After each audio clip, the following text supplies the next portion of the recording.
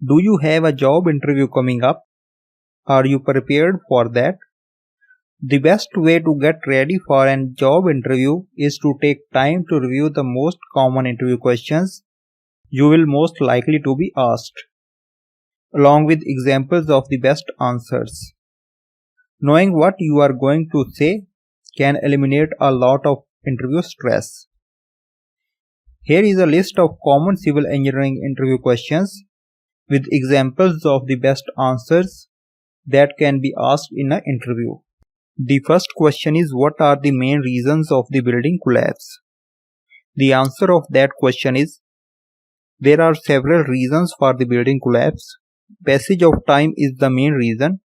Also, weak foundations, natural disaster like earthquakes, hurricanes, etc. are the main reasons for the building collapse.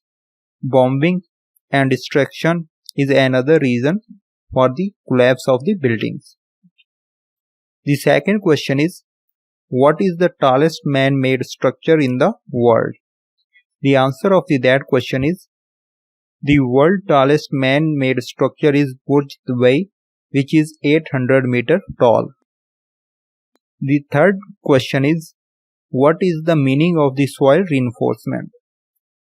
The answer of that question is, soil reinforcement is the act of improving soil strength to enable it to support or carry more load. The common example is mixing a soil amendment such as lime into weak clay soil and recompacting to improve the soil bearing capacity. The fourth question is, explain what is critical path method. The answer of that question is, critical path method is a strategy and method of representing the respective tasks and activities involved in the construction through a symbolic diagram. The fifth question is, what are the steps involved in concreting process? The answer of that question is, the major steps involved in the process of concreting are, the first step is batching, the second step is mixing, and the third step is transporting and placing of the concrete, and the fourth step is compacting of the concrete. The sixth question is, describe briefly the various methods of the concrete curing. The answer of that question is, curing is the process of maintaining the moistures and temperature conditions for freshly deployed concrete. This is done for small durations of time to allow the hardening of the concrete. The methods that are involved in the curing of concrete are, the first method is spray of water. The spraying of water on walls and columns can be cured by the sprinkling water. The second method of the curing is wet covering of the surface. The wet covering of the surface can be cured by using the surface with wet bags and straw. The third method of the curing is ponding. Ponding the horizontal surfaces including the slabs and floors can be cured by stagnating the water.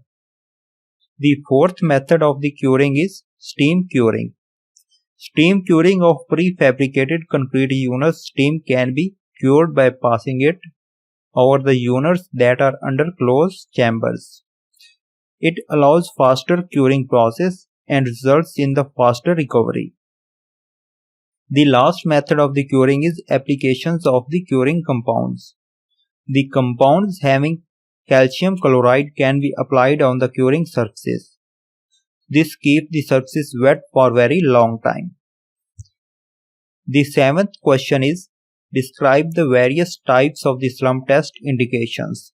The answer of that question is, slump tests are initiated to empirically measure the consistency of the fresh concrete before it sets. They can also be used to check for an improperly mixed batch of concrete as well. There are three different types of slump that occurred in the slump test. The first is true slump, the second is shear slump, and third is collapse slump. The eighth question is, how do you check the quality of the cement on site? So the answer of that question is, the first method to check the quality of the cement is date of the manufacturing. because the strength of the cement decreases with the age. The second method is color. The color of the cement should be grey with light greenish shade and it should be uniform.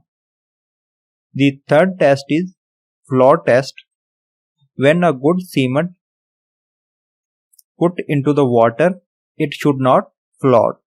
And the last method is when you put the hand in the cement, you should feel cool.